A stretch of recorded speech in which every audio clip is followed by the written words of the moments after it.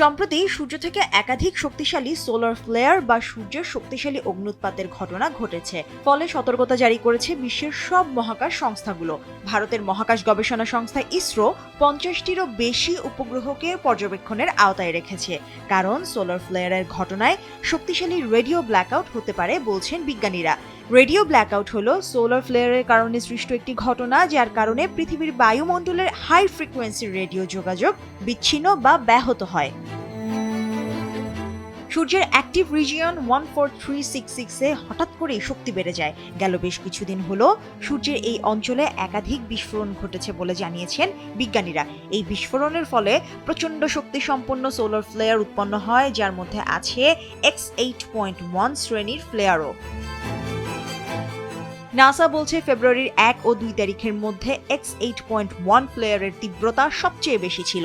2024 সালের অক্টোবরের পর এটাই সবচেয়ে তীব্র ফ্লেয়ার, আর 1996 সালের পর থেকে এটা টপ 20 ফ্লেয়ারের মধ্যে একটি। নাসার সোলার ডায়নামিক্স অবজারভেটরি সব কয়টি ঘটনাকে লিপিবদ্ধ করছে।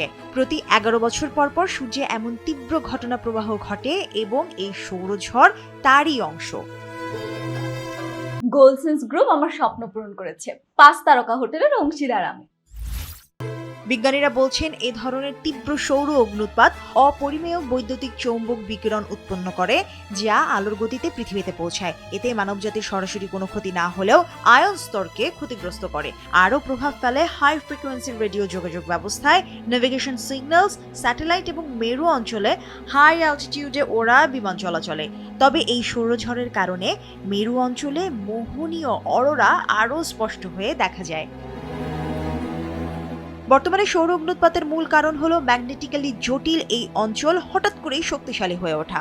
বিজ্ঞানীরা সতর্ক করেছেন, এখন পর্যন্ত পৃথিবীতে এর সরাসরি প্রভাব পড়ার আশঙ্কা নেই বললেই চলে, কিন্তু করোনাল ম্যাস অ্যাট ইজেকশন বা মাত্রাতিরিক্ত সোলার প্লাজমার কারণে জিওম্যাগনেটিক স্টর্ম সৃষ্টির সম্ভাবনাকেও উড়িয়ে দেওয়া যায় না।